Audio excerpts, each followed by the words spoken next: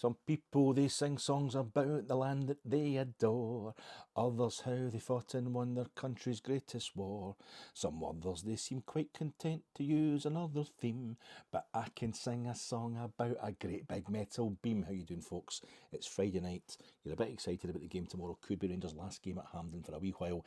It's really close to midnight by the time I get this thing uploaded, so let me just help you get over, get to sleep. Just you sit back, curl up inside your big duvet, and your Uncle Alec, I'll just read you. It's from your favourite story. It's your favourite storybook. It's the Football Grounds of Great Britain. Yes, Simon Inglis, of course, that's the second edition, because the first edition that came out a bit earlier in the 80s, that was the Football Grounds of England and Wales, wasn't it? This is the first one to feature Scotland, as you well know, because I'm going to read. You just want your favourite bit, don't you? You just want me to go straight to your favourite bit. Okay, you settle down. Rangers bought a disused railway cutting in which to dump the surplus material, and on the flattened land built two identical stands, each seating 7,500 parallel with the touchlines. Thus the ground's elliptical shape disappeared. The method of stand construction was similar to that used at Villa Park and Carrow Road. What? Yeah, that's Aston Villa and that's Norwich. With a goalpost frame 78 metres wide supporting the roof. The area behind each stand, once taken up by the banking, now became flat concourse areas for parking and pedestrians. Aye, that is where New Edmiston House is now. We've talked about this before, but this is back in the old days. This is when old Edmiston House was still there. Just settle down, just listen to the story, shut your eyes. Phase 2 began in August 1980 and involved the demolition of the centenary stand and its replacement by a longer version of the two end stands. This new north stand holds 10,300 with a double thick girder, 110 metres long, supporting the roof. This girder alone cost more than the entire roof built in Tottenham's new West Stand 2 years later. No, not the Tottenham Stadium. It's not to do with Ange Postecoglou. This is White Hart Lane. It's an old stadium, White Hart Lane. Don't worry about that. Once finished with undersoil heating in 1981, the new Ibrox had a capacity of 45,000, of which only 9,000 were standing. Hi folks, this is your FATEC Rangers versus Ross County in the SPFL Premiership tomorrow, but excuse me while I get a bit overexcited about Rangers against another team in dark blue in a different competition towards the end of September, but not as far towards the end of September as we thought. Preview pod coming to you in association with Gersnet. Check out the Gersnet preview pod. Also Friday night, that was on at 9 p.m. I'm recording after that's been on air, so check out the Gersnet YouTube channel. And you'll get John and Ben previewing the game tomorrow against Ross County and looking back at, even though Rangers didn't play last week, it was still an eventful week, so they'll be looking back at that as well. That's sure to be a great pod. And I'm also sponsored by Heat. Heat, the 1995 Michael Mann LA crime saga, the greatest heist film of all time. Yes, it is. Do you think it's any coincidence that 1995 is the same year Rangers changed all the seats to blue at Ibrox? They took away the multicoloured stuff. All the blue seats get put in. Ibrox went all blue in 1995. If you've looked at the colour palette of Michael Mann's 1995 LA crime saga Heat, you'll know that steely grey blues. That's not a coincidence in any way, shape or form. Simply the best stadium in Britain. Simply the best heist movie ever made. It is the best heist movie ever made. The town is just a rip-off of Heat. It's just going to take wee bits of Heat and doesn't do as good a job with them. And Den of Thieves also doing a whole lot of stuff. It's just Heat rip-offs, bank robberies and all that. And what was it, the Dark Knight? Your Batman's, Heath Ledger is so good. Never mind Heath Ledger. William Fichtner plays a bank manager in the Dark Knight. William Fichtner, Roger Van Zant is the bank manager for a bank that's being heisted in the Dark Knight. The Dark Knight is set in Chicago. Well, Gotham City is played by Chicago. Chicago is where the original, the real life story that inspired Heat took place. It's where Michael Mann, the director of Heat, comes from. Christopher Nolan, who directed, that Batman stuff, he's absolutely, he's obsessed with Michael Mann. He does, in the round presentation discussion things about Heat, he introduces Michael Mann and De Niro, and gets them on stage to say, like, let's talk about Heat. I'm just proud to be here, to be allowed to come along here and interviews like a total fanboy. Heat is the greatest movie, the greatest heist movie ever made. There's another, I didn't really respect that poll, a heretical poll that came out that said some old French black and white thing was better, and Heat got pushed to number 2. So I didn't bother with that poll. But for me, Heat's the greatest heist movie ever made. It's the greatest bank heist ever filmed. Greatest bank heist in cinema history. It's the greatest shootout. After the bank heist takes place, the greatest shootout in cinema, maybe just all cinema, war movies, everything. The greatest shootout ever filmed. You've got the best ever CSI style, closing down the crime scene, the guys doing a bit of forensics and all that scene in cinematic history. It's the most realistic punch ever filmed, most realistic punch ever recorded. When Neil McCauley turns round to give Waingro one in the gut when they're trying to kill Waingro because he's a total cowboy. But De Niro playing Neil McCauley, he's a trained boxer. He trains a professional boxer, fought some professional fights in the build up to Raging Bull, recording Raging Bull with Scorsese. So he knew it's just that total dull thud, nothing spectacular, just totally realistic. Best punch ever in cinematic history. And what about the comedy? No, what a comedy. It's not a very funny film, is it? So it can be the best film. Well, Al Pacino's acting, when finally the DVD extras come out about 10 years later, and we finally got to hear a kind of behind the scenes stuff. I think it was a bit of a cover up. I think it was a bit of kind of patching things up after the fact. They made out that it was Al Pacino's his method acting. He's gone pure Stanislavski when he decided that his character, Vincent Hanna, was probably a bit of a coke addict. Probably did a bit of chipping because he was one of the guys out there all night, dedicated. He needed the energy. I think it was just covering up for the fact that Al's acting was totally over the top, and he was obviously coked out his tits when he was filming half of those scenes, but it made a lot of them very funny. Who you fucking hell. So I think it's really fun. But the romance, I love the romance. There's not a lot of romance. It's kind of the greatest film of all time. I've seen the greatest heist film, but I do actually think it's the greatest film of all time. But romance, it's actually got the best meet cute, not just in cinematic history, but I think in the history of all fiction. The best meet cute. Never mind Mr. Darcy bad mouthing the Bennets at the pump rooms dance or whatever it is. This is the kind of awkward meeting of the principal love interest. I mean, I know what you're thinking. The main romantic interest in the whole film is actually Vincent Hanna and Neil McCauley, the robber and the cop. They get together later on in the film, don't they? After Vincent Hanna's wife says that she's got out on her own, no with him. It's funny that he then decides he's going to just make a point of taking Neil McCauley out for a coffee. But there's also the meta thing of De Niro and Pacino interacting on screen for the first time in any movie. So there's all that. But the meet cute, the most romantic meet cute of all time is when Neil McCauley meets Edie, when De Niro's character meets Amy Brenneman's character. It's absolutely fantastic. And that's 29 years I've been waiting for an excuse to use it. And 29 years it feels like of podding, particularly if you've been listening to my podcasts. Finally, that moment has arrived. This week has produced the moment where it's applicable to Rangers, so sing along with me. Join in, folks. You all know the lyrics. I'm probably going to make an ass of it here, but I'll give it a go anyway.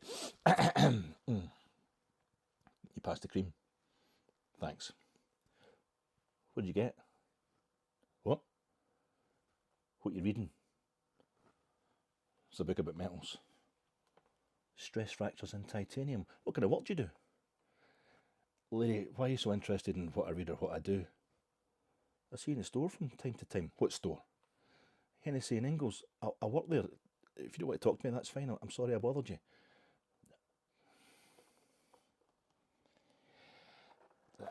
I didn't mean to be rude. I didn't recognise you. I work in metals. I'm a salesman. My name's Neil. And he puts his hand out to shake her hand, and she leaves him hanging as she should. But then she eventually gives it. I'm Edie.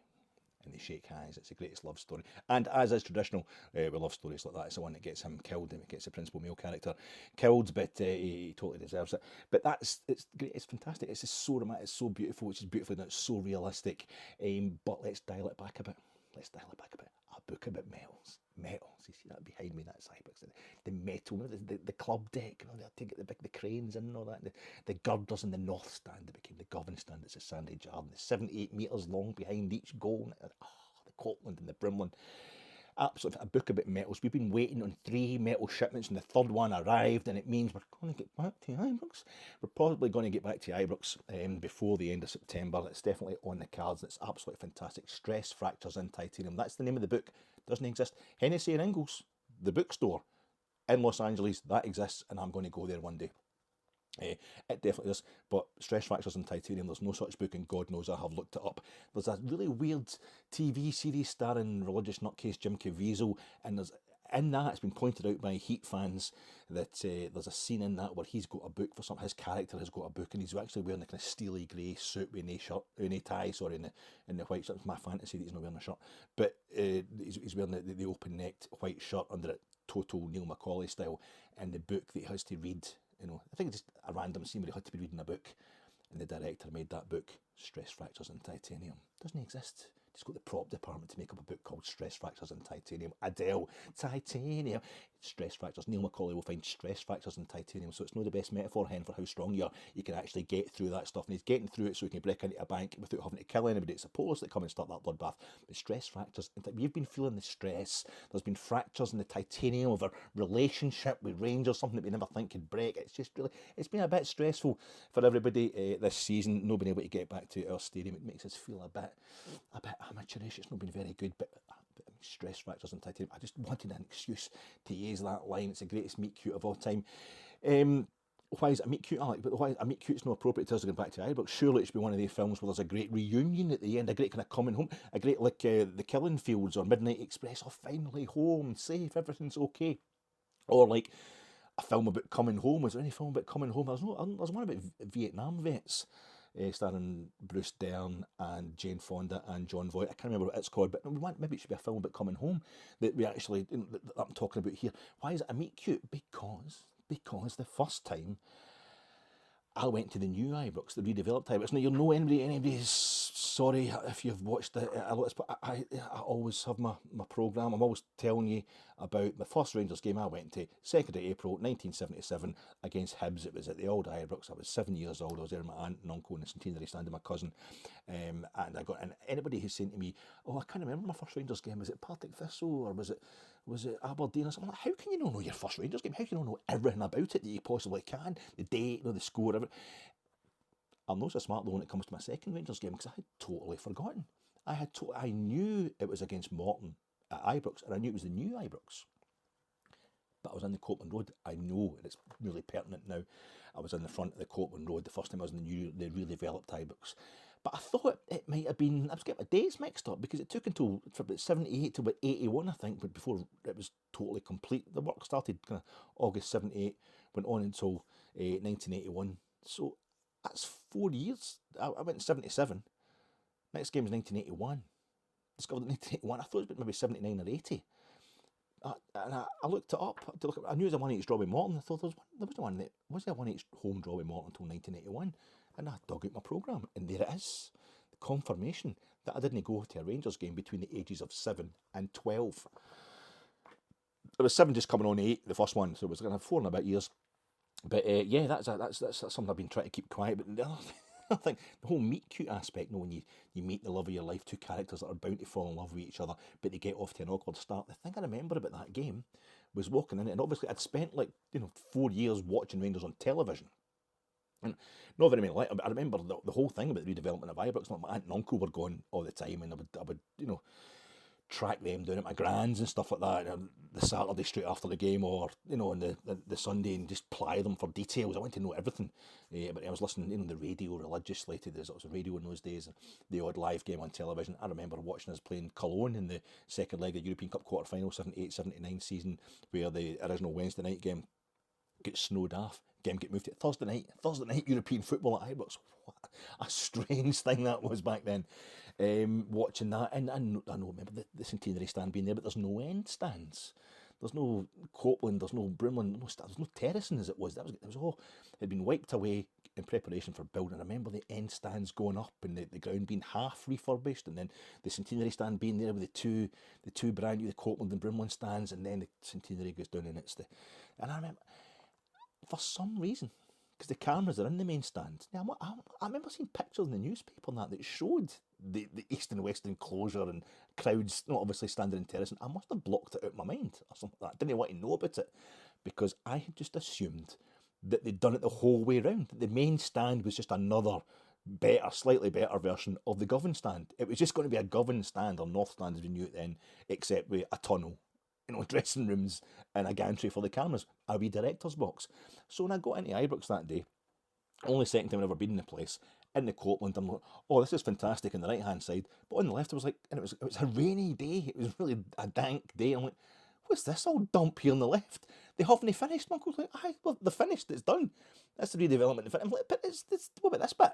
What about this bit here? This minging old stand. And there's people standing up down the bottom there. What's that? That's the enclosure. But there's terrace in there. What's that? It's supposed to be all seated. I thought it was going to be like Harlem's Heroes in 2000 AD. They're going to have the full and the roof over it and everything. The Rangers players are going to be in jetpacks to warm up at half time and stuff. I was a bit disappointed it wasn't total modernity all round. And yet, a few years later, I was in the Govan rear for like well over a decade because I just wanted to sit and look at the majesty especially after it got the club deck on top of it. Talking about girders, and the crate, but. Especially after the club deck on top of it, and it just the three tiers of the main stand. I just loved that, especially on European nights. It was like a big blanket that you could kind of fold into when you're just looking straight ahead at the main stand. It dominated. It was right on top of you, even though the other side of the pitch is a beautiful thing. And then after the whole carry on in 2012, things changed, dotted about the stadium for the first 6 months of that first stadium. No way I was given season ticket money at hundreds of pounds to Charles Green, but I didn't miss a game, didn't miss a home game. But I just went to a different parts of the stadium that I hadn't been to for years.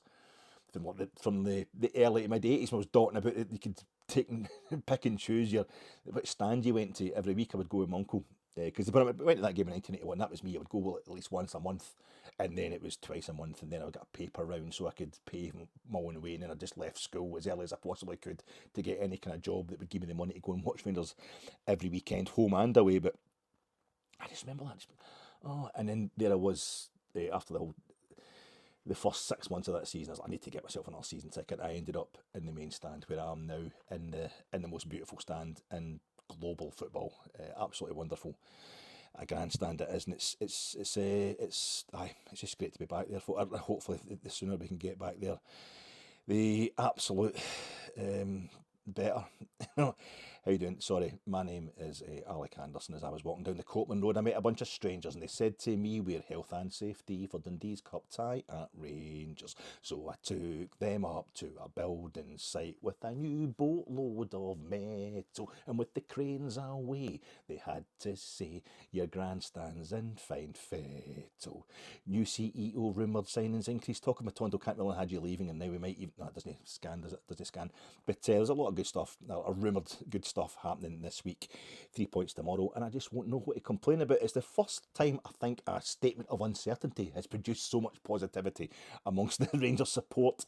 That tweet that went out early in the week, it was confirmation that we're playing Dundee in the quarter-final of the League Cup. It's a Saturday night. It's a 5:30 Saturday night kick-off. The venue for this match will be confirmed in due course. Yeah, absolute beauty. It's like when you were a kid and they would say, school might be open tomorrow, just expecting snow the night. Oh, it might be. There's a chance. Usually doubt causes total mayhem. But this was... just the chance that we're going to be back at Ibrox. It might not have to go back to Hampden in September. Mum, tell me it's true.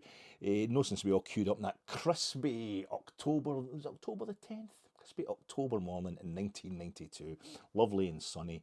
Total beautiful autumnal day. After, on the Friday night, watching Leeds playing VfB Stuttgart in the Camp Nou, the playoff, the Champions League controversial match. Went to a playoff.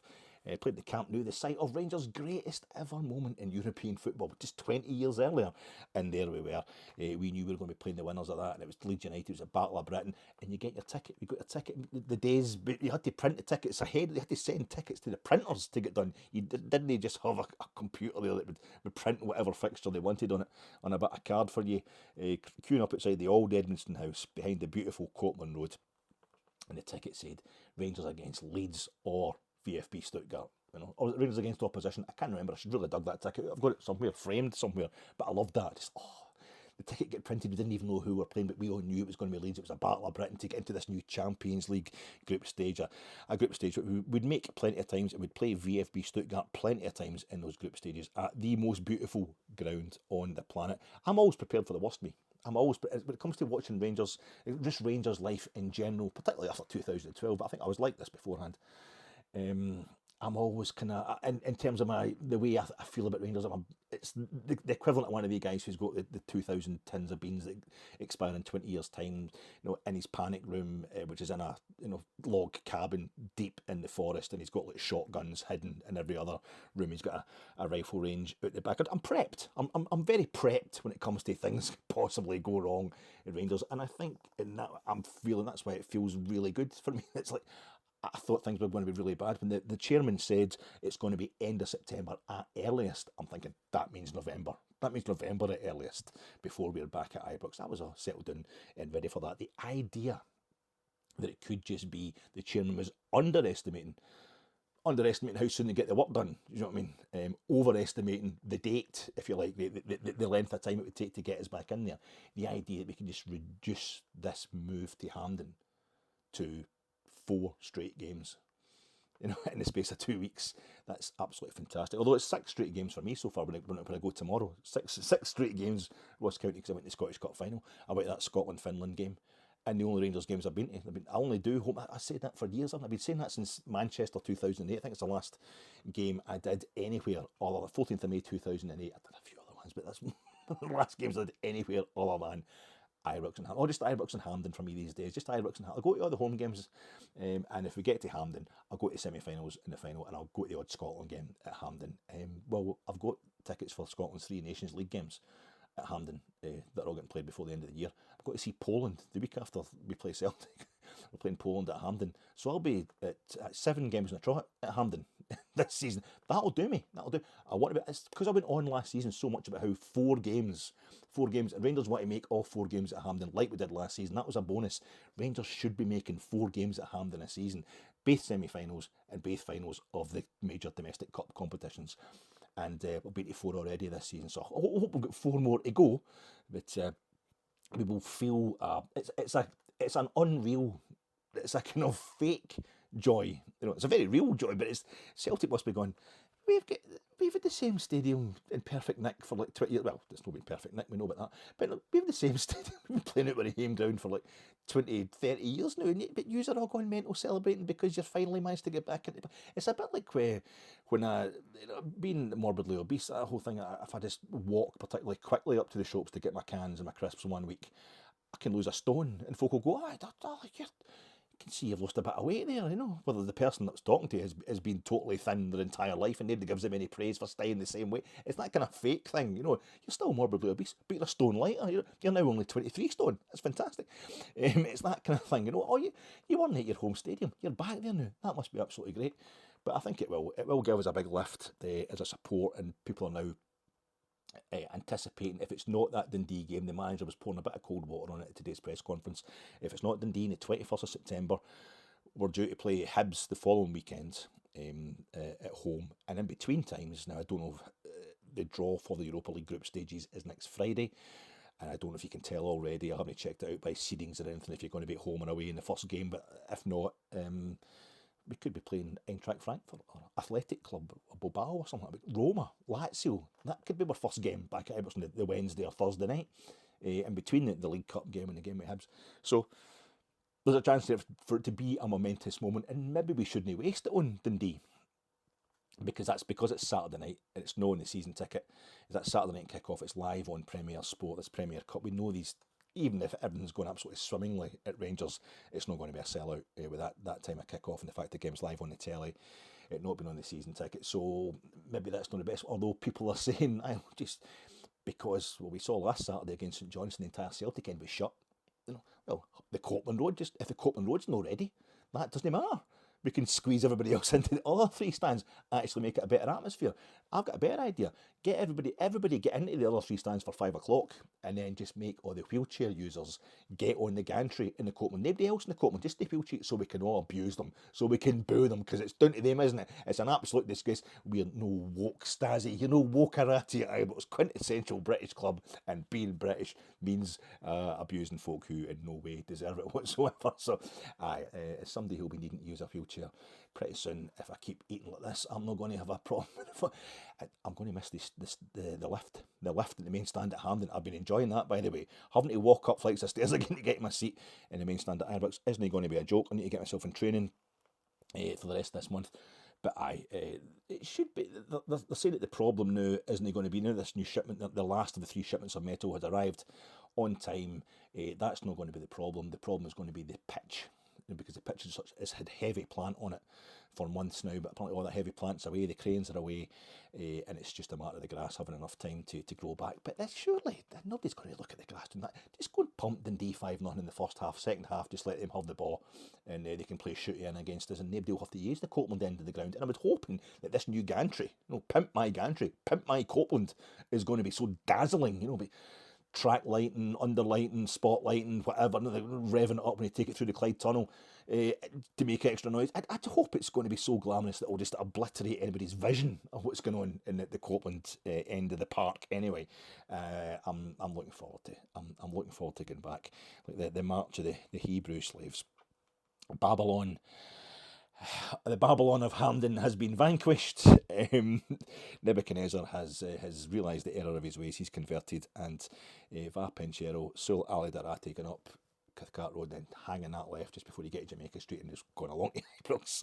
The March of the Hebrew Slaves. We're going to get in there. We're going to celebrate it. It's going to be lovely. I suppose we better talk about the game against. I don't know. I just want to keep talking about Ibrox. But my name's Alec Anderson. Did I mention that? And I've definitely mentioned far too many times on this pod that it's my 150th game. Was last one. I thought it was going to be against Dynamo Kiev. I thought my 150th game at Hampden. It's just a number. It doesn't mean anything. It's just a different way of getting something out of this kind of rick by the Rangers board that sees us playing at Hampden. It's for the best of reasons. Willie Waddle, the spirit of Willie Waddle is in that stadium. He wanted it to be the best possible stadium for the people, to make sure that nobody else would lose their lives at Ibrox. From the moment of the Ibrox disaster until 1981 when he got that stadium finished, took him a decade, but he made sure that was his number one mission in life. Get us a European trophy, get us a couple of trebles, stop Celtic's 10 in a row, get all that sorted. But that's as of nothing. That's just to give the crowd something to watch. Just get this stadium rebuilt and make sure that never happens again. And so the idea that our wheelchair supporters are still on the track is an absolute disgrace, and Willie Waddle would not have wanted that, and I don't mind having gone. It's not a big hassle for me. I know it's a hassle for other people, and it's a bit embarrassing for the club, but if we can get back there before the end of September, that's absolutely fine. And it was all done for the very, very best of reasons. But one of the wee things I was trying to get out of it was, I'll get to my 150th game at Hampden. The Footballogy app lets it count it up, and I thought it was going to be Rangers against Dynamo Kiev, a game in the Champions League, early rounds, but Europe's best competition, the only Eastern European club to have won more than one European trophy against the only British club to have reached 3 Cup Winners' Cup finals, kind of historic European giants. A playoff, it's going to be magnificent, and it turned out I'd miscalculated the number. I'd put 2 games in twice for the 1980s, or 1 game I'd put it in twice, 1980s, so that was only game 149. My 150th game was a Squalid. It was anonymous, a kind of sterile game against St Johnstone last Saturday. What an anticlimax. Game 150. Yeah, there's nobody at your party, Alec. There was nobody there. The stadium was... I've not actually checked out the official crowd. It looked like it was sub 20,000 from where I was sitting. A routine but uninspiring win. I found it quite inspiring because it was a lot better than we'd played. We showed signs of progress against St Johnstone, but it's not a game that you're going to be writing home about, expected to beat St Johnstone, and it was just a kind of a really awkward kick-off time. Just one you're trying to kind of get out of the way without any trouble. And it was only when I got home that I found out it had been pretty squalid. I saw an incident. I'm not grassing him. Nothing actually happened. There's nothing criminal going on. Maybe me and a few dozen other folk would have witnessed it up the back of the South Stand. And it was really weird. It's just the kind of thing that happens in these kind of games. It's almost like people are distracted, and there was something going on that was quite kind of, oh God, calm down everybody. And then I got home, and it wasn't until late that night I was just flicking through Twitter, and I realised that the St Johnstone supporters liaison officer had been attacked outside the ground. I was like, what? And this woman has been attacked and robbed by the Rangers support. It turned, she's got you saw it, it's terrible, right? She's got the St Johnstone drum for their ultras or whatever. She's got the drum, the big blue, white and yellow thing, and it's that whole thing where the ultras are snatching stuff each other's flags or whatever like that. And I don't know if the boys knew it was a woman or whatever like that. And the minute you start seeing you're making excuses, she's been robbed. The boys get done for a reset and what have you.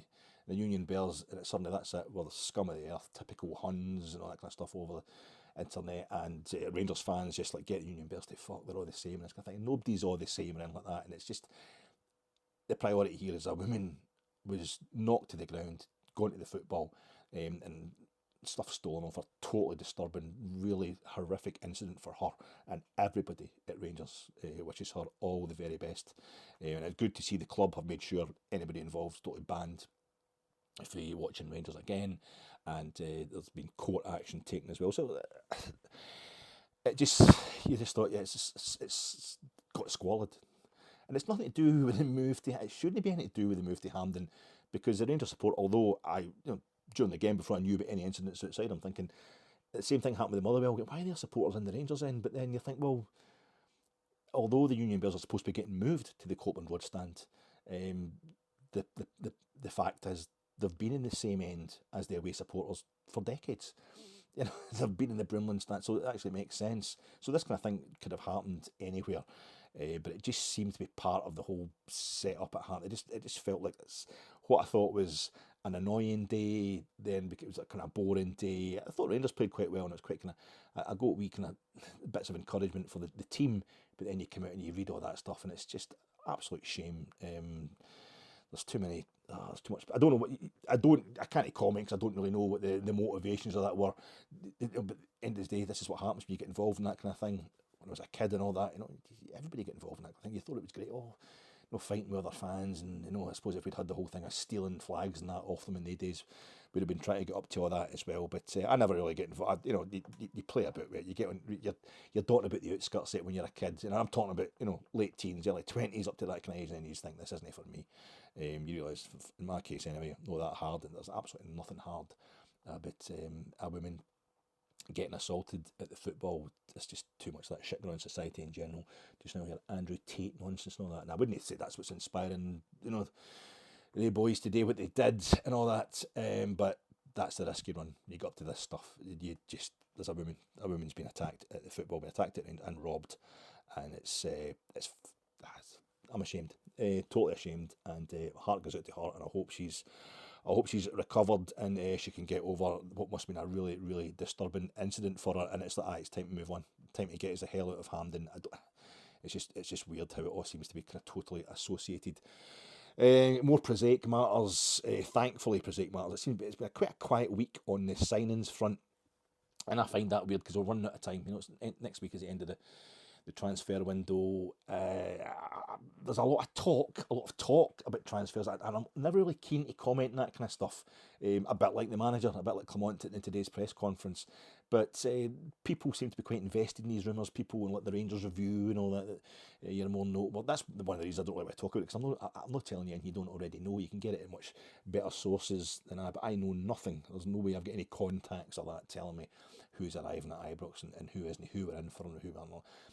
Fabrizio Romano's saying this guy and that guy. Even that, I don't believe it until we see the guy signed. What was it? Josip Brekalo, like a 26-year-old left winger with Fiorentina, Croatian. He's not been playing for Fiorentina. He was an unused sub in their first Conference League final against West Ham the season before last, and he's been out on loan to Torino. He's been out on loan to Hajduk Split, I think, last season. He wasn't even in the squad for the Conference League final against Olympiacos in Athens last season. But left winger Toby Cortez not yet back, and I don't know if we're trying to up the amount of players we've got in each position or whatever, but somebody we're supposed to be in for, but being a Fiorentina player, there's probably a few other guys interested in him. Thiago Gouveia, 23-year-old, plays at Benfica. He's a winger. He came on against us. I think he's a right winger. I think he came on against us as a substitute late on in both the ties we played against Benfica in that last 16 match in the Europa League last season. Too late for me to remember him in any way. Young guy, as I say, but he get loaned out to Estoril, and I think he get 3 times as many top flight appearances at Estoril as he did with Benfica. But when he's playing the Benfica B team, he was playing the youth team. He was playing lower division football, which kind of ties in with what the manager was saying. Philippe Clement was saying at the end of his press conference today, when he thinks that the way ahead for young Scottish players is to be playing B team football that's in the actual league, as opposed to the Lowland League, whatever. I think he wants it in like the actual lower divisions. Something this country's not really going to take on board. I don't know if they should either, but it does seem like he's got a fair point there. It's kind of proven by, like Barcelona players that always coming through, the Real Madrid players and everything. They're different setups, obviously much bigger clubs, but are much richer clubs, different setups in those countries, but they definitely come through playing B team football in a competitive league system in their country. Who else are we interested in? This guy Neto, also Benfica defensive midfielder, about 21 years old. Again, another guy who's not really playing for the first team at Benfica, which makes it seem more realistic. It was Kaike, is that how you spell it? That you pronounce his name? 20-year-old Brazilian centre half who's playing in the Segunda division in Spain with Almeria. We're supposed to be in for him, but I think a whole lot of clubs will be in for him. And there was somebody else who I can't quite remember. Quite a few players we've been associated with, but I'm not like the Thiago Gouveia chap. I think like Villarreal were in for him as well, and that's just crossing the border. There's a lot more of a connection with Spain and Portugal. Their languages are almost mutually intelligible, apparently, so it's less of a cultural shock from him, and I imagine he's getting even better money in La Liga. But maybe, his experience of seeing Rangers, seeing the setup at Ibrox, and thank God it was at Ibrox, and the way we played against them in Estadio da Luz last season has made him think this is a decent side, this is a decent club, and he's attracted to us. But I think it's just all paper talk. It's all rumours, and I'm not really interested until the players actually arrive, and that's what's been bothering me. Because I'm thinking we've only got a week to go, and I thought the whole thing of getting out the Champions League, the one benefit of going out the Champions League when we did, is it's given us 2 weeks of knowing exactly, the last 2 weeks of the transfer window, knowing exactly how much money we have or have not got. And I'm sure I heard the manager saying that they've got a plan A, plan B, plan C. Plan A for if we don't go through that tie. Plan B for if we've only got the £5 million or €5 million we would have got if it was us playing RB Salzburg last night in the playoff round, and we have Plan C for we just went straight into the Europa League group stages. So I thought Plan C would have got activated straight away. That was one advantage of it, but maybe that's how it does get activated. You've still got to, because we've got the same problem of punting players. Todd Cantwell, apparently Leeds are interested in him. Rabbi Matondo, Blackburn. John Eustace finally making an appearance for us as Blackburn manager, naming Rabbi Matondo as a preferred target for him. Yanis Hadji, there's talk of him going to Rapid Bucharest, back in his homeland. Ben Davies, Birmingham City, that seems where Ben Davies should go. That seems like his kind of club. Big money, big ambitions. A traditionally big club, Birmingham City. Big ambitions, but they're wanting to romp League One so they can get back into the Championship. That seems what he's a bit ready for right now. I would like to get Ben Davies out of the way, because the manager was talking about that today. We've got Cyril Dessers has knocked back a move to Atlanta United of MLS, which is, again, don't really know the details here. Somebody said it's allegedly $6 million US. The bid was. I think it's MLS. It's all centralised. They're all literal franchises, aren't they? Or the MLS clubs, the actual franchises. I think it's MLS. No, they all wear Adidas. I think all the clubs all wear the same kit. So I imagine it's them that are making the bid, and you imagine them having that money. I was in Georgia this year for about 20 minutes, I think. When you drive from Chattanooga, right down the bottom of Tennessee, and you drive back, look back around to go back up to Nashville, as I did in the old hire car, the interstate takes you, just drops you into Georgia. There's a massive big sign, Georgia, and there's these your kind of college cheerleader girls were all standing. I'm driving the motor, and they're all standing, and it wasn't like, I was just thinking, all right, I wanted to get out and walk in Georgia. I wanted to find out. They've pulled over. Their car had pulled over at the side of the road, but it was on the interstate, on the freeway. And I thought, does that mean there's somewhere we can park? Can we just do that as well? Because I just wanted to get out and get myself walking. I mean, I had the windows rolled down so I could breathe the air, literally, to see. It really feels as if I'd properly been in Georgia until I stood on it. I knew the motorway just would take you straight back out as quick as you'd get into it.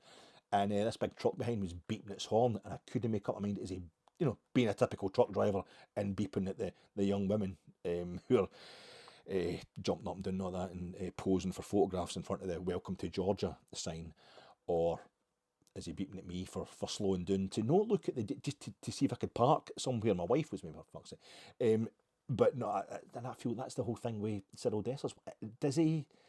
Is it no enough money for him, or is he just no fancy football in the state? Because this could be quite a.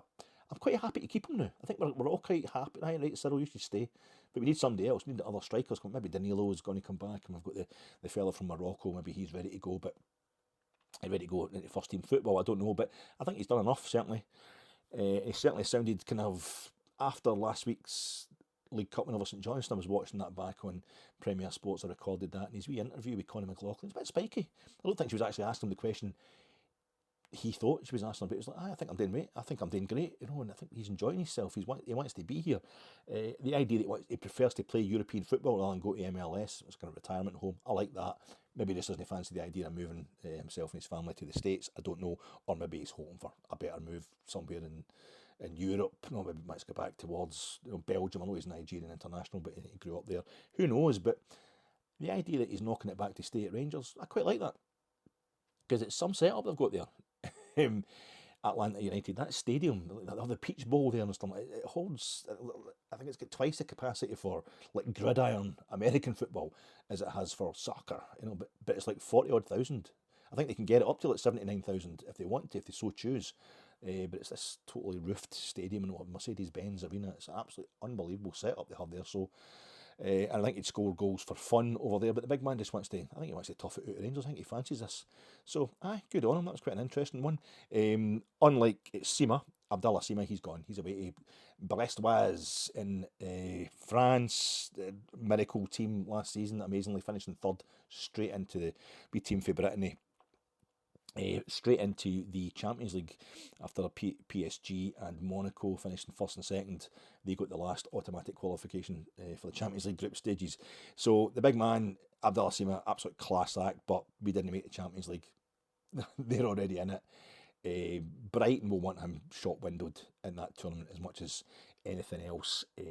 He's francophone, he's Senegalese. I'm assuming he speaks French before anything else, so the culture will suit him there. The language will definitely suit him. And Ligue 1 is a bit like playing the Champions League every week anyway. There's so many big clubs, glamorous clubs, even though the set up at Brest is quite small. But he's gone from Britain to Brittany and gone to Brest, but I hope he doesn't make a tit of himself. At least he knows he's not going to get a goal ruled out for no reason, and if he scores in the National Cup final in France. And I loved Abdallah Sima. I'm really sorry to see him go. I just don't think we could afford him, and his not making the Champions League was the final straw. I'm now going to try and focus on the fact he was getting a bit injury prone, so hopefully I can. But it was a class act, and I know why the manager's trying to get other players for like the Cortez and that kind of down the left hand side. It's definitely required because Sima made such a difference to us when he was playing. But he goes with all my best wishes. A class act, and he's going to be in a class league, and I hope he does well in Europe's. Well, it's not a classy competition, the Champions League. It's absolutely venal, but it's definitely the competition for the best of players. So all the best to him in that. Going to miss you, big fella. But it's Ross County tomorrow. How long? Oh God, man, it's 42 minutes. Sorry, I don't know why these are so long. I shouldn't talk about heat so much. Ross County tomorrow. They're unbeaten in the league so far, just like ourselves. Unlike us, they don't have a win though. But the two draws. 2 points. They sit 8th right now. I think we're 4th, aren't we?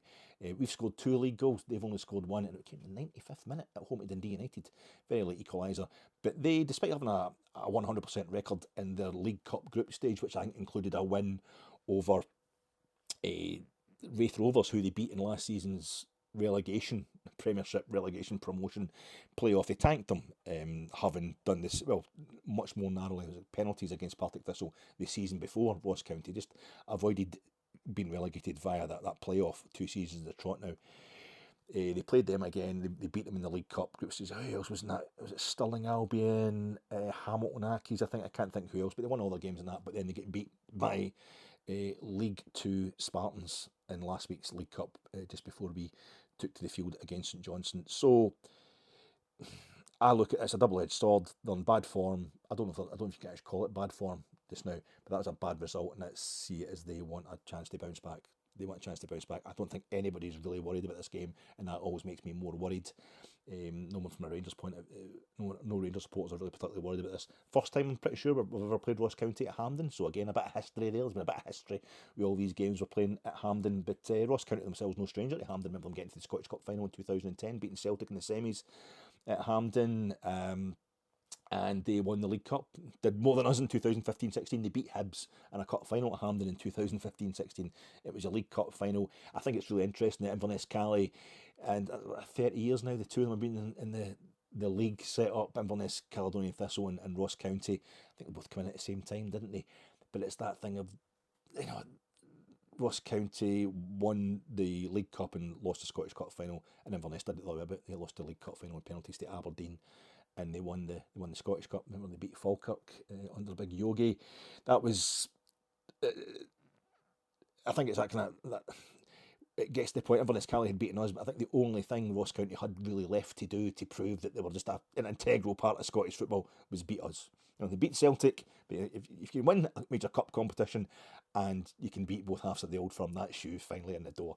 And the last time we played Ross County, that's exactly what they did. They get their first ever win over Rangers. And I don't think anybody, I think like the manager, we're all feeling it in the gut, and I've got a bigger gut than most. When we think back to that 3-2 defeat in Dingwall last season, it wasn't the first time Ross County had upset us. A few times it draws against us, it really screwed us up.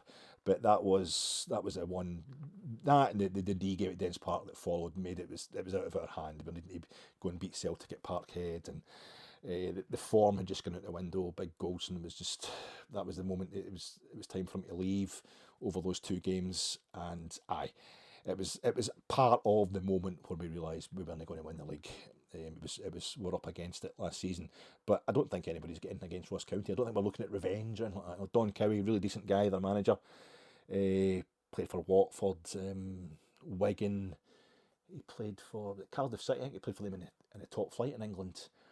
But he's a lovely fella, total gentleman, the way he comes across and what have you. But he'll be upset with what's happened. That was a humiliation for them last week. Against Spartans through in Edinburgh, getting put out of the League Cup, so he'll have them well drilled. Maybe they're raging, maybe they're ready to come back and do something against us. But injury wise, the manager was saying today, what was it? Proper is a doubt. He's training on his own just now after he came off last week, but he's 200% sure he'll be back for the Celtic game, so he's no risking him tomorrow. And I think that's quite right, because Proper's only ever played for us at Hampden. He's had 3 starts at Hampden. He scored an own goal in the first one. He got put out of Europe and ended up ending the game getting shoved up front, playing for 10 men against Dynamo Kiev, and then against St Johnstone he comes off at half-time injured. So tomorrow he's due his red card, which would mean he would miss the Celtic game. So tomorrow he's due his red card. We probably wouldn't be able to appeal it or anything, or it'll be 2 yellows or something. He's definitely, never mind an injury, it's just that's the only thing he's got left to do. So get him away from Hampden. It's not his favourite stadium. Or get him back though for cup finals and that. But I'm quite happy to. I think Leon Balogun is back, so we'll have him at the back with Suter. Cortez training on his own. He'll be training next week. I think the rest of the team will try to get him back for Parkhead, but he's not going to feature tomorrow, I wouldn't imagine, from what the manager was saying. And Big Dujon's fine. Yilmaz is the only one that seems to be out. He's definitely going to be at the Celtic game. He's definitely out tomorrow. He's still in his 4 to 6 weeks after his injury against Dynamo Kiev. Dujon Sterling, a lot of talk about him strapping his wrist. And the manager alluded to that today. There's more rumours about injuries than anybody else. He's played with that injury already against St Johnstone, but folk wanted it to be worse than that, so he was going to miss something. It's a bit like the the one where Danilo's walking funny. So it must be a lot. He was getting asked me that at press conferences, the manager. I'm not being funny, but Danilo was just walking like a footballer. He was that cowboy stride, just like hobbling along. I never couldn't get my head around that, so it's getting a bit much for the manager, who was a bit combative today in his press conference. The gaffer, he was basically getting asked, "How many players do you want to get in during this transfer window?" And he wasn't biting for that, so it was. When do you want to get the play? How you be content with a certain time getting those players in? And what was or whatever the number of players that you're imagining is, will you be content if you get that number of players, or will you be? It's basically, is there any ructions going on between you and the board? And he said that. He says, "You want me to answer this question?" It was between Big Rahman from STV, Jane Lewis for BBC, and then even Chris Jack was getting in there. He was just asking the fairly kind of tame wind-up question about, Yanis Hadji seems to want to play for the B team, but Todd Cantwell doesn't he? Do you pure hate Todd Cantwell? Which is what everybody wants to know. And he's saying, no, I'm not going to get into that, but I do. It's Todd Cantwell's fault. He doesn't want to play for the B team. It's not to do with me. And he doesn't like Scotland either, apparently, Todd. So he's off skate. He's burnt his bridges. A lot of Rangers fans don't like Scotland either, so maybe no. He was giving it back today. He was just like, "Nah, I'm not doing this. I'm not doing this." I think again, it's that thing I was talking about in previous pods, where he's trying to say that's not my job. It is. He does know much more about what's going on transfer wise, obviously, than he's letting on at press conferences. But he's getting to the point today saying, "I don't want to talk about this. I want to talk about the game tomorrow. I want to talk about Ross County. That's my job. And I'll talk about B team football as well if you want me to." He's quite into all that kind of stuff, but. He was lashing out today in his own polite way, was Philippe, and it was good to see. It was good to see him getting up for it, as they say. Connor Barron, he's obviously having a go at me, saying he does all his talking on the park. So I'm just somebody. I don't get to go in the park. I just do my talking on a podcast. So I thought it was a bit, relations a bit cool between the club and the fans. I thought that was out of order, but absolutely fantastic. Young man he comes across great in his press conferences. He's playing great on the park. Talk about him getting involved in Scotland and Callum McGregor having retired from international duty. There's a wee spot there for him, and I would like to see him getting a game for Scotland soon. We need more Rangers players in that Scotland team before we become a separate country. So, it's he comes across really well, young Connor Barron, and I hope to see him doing well tomorrow. I want to see him starting with Diamande. We've got Leinster prop on that. We're not going to risk, but as much as possible, I want to see us getting the team. We've got a week off there, and the manager mentioned it was good to have a week with the team. And we've got a week between tomorrow's game. We've got 8 days between tomorrow's game and 7 and a bit days in playing Celtic at Parkhead. This is a warm-up in many ways for next weekend. But back up until my kind of 40s, a part of me would almost want us to slip up tomorrow, because it's a sign that the team they need to get their backside kicked to get them super focused ahead of the trip to Parkhead, which will mean a lot long term. But you can't afford to drop points, that amount of points. You can't afford to say, well, let's lose this one game that will get us the psychological boost of winning the first Old Firm game. We'll take that through the rest of the season. You need to win as many points as possible, because it's just between Rangers and Celtic these days. So we need to do that, and also we've not been good enough so far this season. We're improving slowly. The squad's so thin. We need every little bit of confidence we can get. So we want to go there tomorrow and play really well against Ross County. Obviously, proper can he play, but I would have everybody else try to get as much match time as possible. Matondo, he might be leaving, but I think he did well enough last week with, I think, like the big wide open spaces of Hampden. It's psychological because of the way the track goes, but the chat is with Matondo that needs space to run into. But that was a lovely ball. He played through to Dessers for their first goal last week.